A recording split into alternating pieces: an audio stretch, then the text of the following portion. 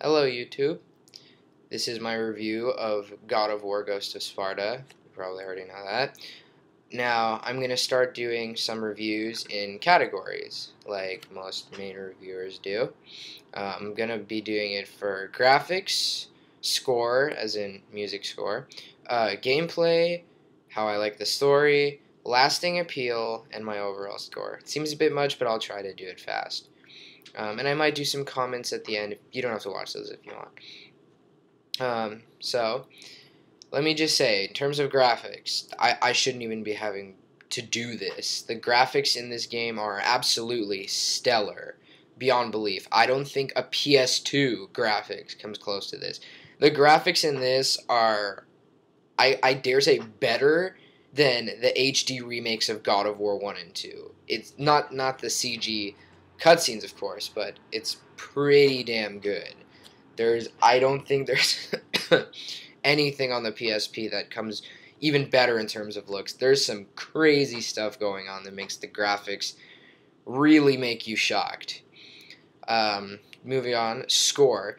Musical score. Now, I didn't like Chains of Olympus' score. It didn't have anything from the first one except for the main theme, which is, of course, one of the best.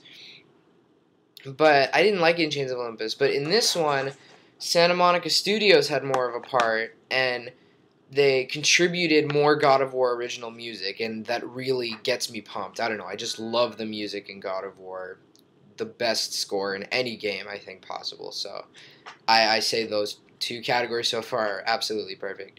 Now, gameplay, there's many improvements from Chains of Olympus, but something that's just going to probably sum up the gameplay is it's practically a recycled and mixed version of the gameplay from Chains of Olympus and God of War 3. It's practically God of War 3's gameplay with some slight changes. Like, Kratos would have the move in God of War 3 where he'd grapple and then use the enemy as a battering ram.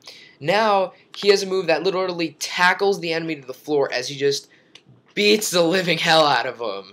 And honestly, that'll never get old for me. I absolutely love that new move they have in there, and it's absolutely great.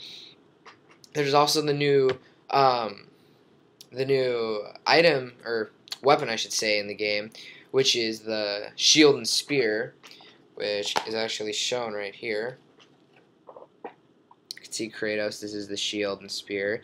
And it's his new weapon in the game. I personally don't like it that much. It's really cool and all, and the projectile is actually pretty useful, but I always stick to the chain blades. They're almost perfect in this game. They also have a new kind of third bar. There's always health magic and something else. The new one in this one, I'm not going to say what it is, it really makes the gameplay absolutely just surpass a lot of the parts of God of War 2 and previous games. I mean, God of War 3, I'm just going to leave it at this, had the best gameplay out of all of them. This one comes second. The only problems I had with the gameplay, really, were the magic now is all from the D-pad. It all works from the D-pad. Each point on the D-pad is a different magic power. Now, it's not bad, but it's kind of awkward. It seems better to block, hit a button, and then it'll start going, rather to just hit the D-pad, because down on the D-pad was switch weapons, and then up was a different power that I found useless. And I kept wasting my magic because of that switch, so that just kind of bothered me. My second problem is there were some new enemy types that just straight up pissed me off. There's one thing that hides in the shadows, like, I forget their names, but they had those in God of War 1, 2, and 3. Normally they were, like, you could launch them right out of the ground, beat them up. These ones were just annoying. They would just have something that would keep you from moving, then just jump out and start beating you up. It just annoyed me, so. Gameplay is great, but there is a couple things that will annoy you. But it's nothing big. It's pretty minor. Now, story. The story in this game, honestly, there hasn't been a story this good since God of War 2.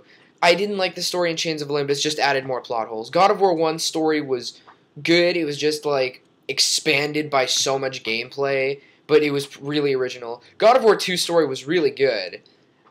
I don't know. God of War 2 story I really liked. It just seemed lacking in some places. Like, excuse me for being picky.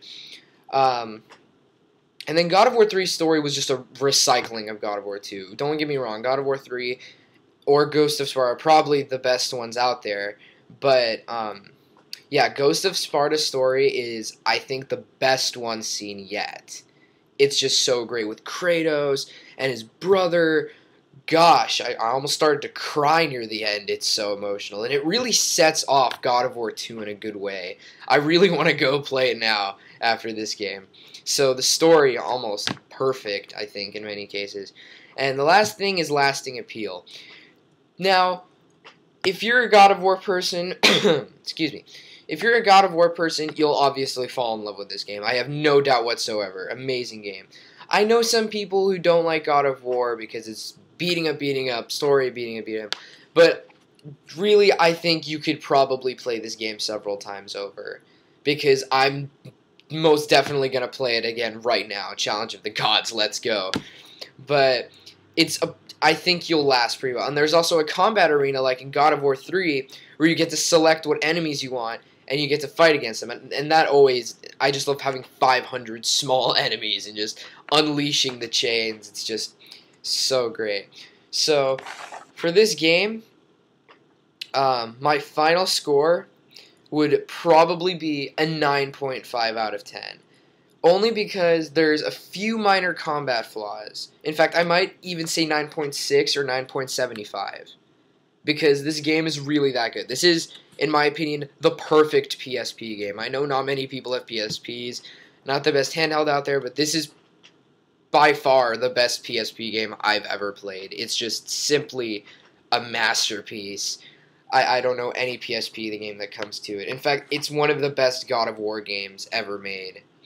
Dare I say it. And something to know, it plugs up not every plot hole in God of War 3, but it does fix the ones that were honestly intended. So it won't fix all the plot holes, but it does fix a lot of them. So great game, not even great, amazing game. Anyone with a PSP should get this. In fact, if you're a God of War fan, get the God of War Ghost of Sparta PSP pack, if you have the money, of course, because it's really worth it. It's an absolutely amazing game. And by the way, Kratos' brother, he's really a good character. He's not a loser. So, that's my review of the game. It's absolutely amazing. Recommend it to anyone. Go visit my channel. I have my review of Force Unleashed. I'm going to have an unboxing of Assassin's Creed, maybe Call of Duty. So, for now, that's it. Bye-bye, viewers.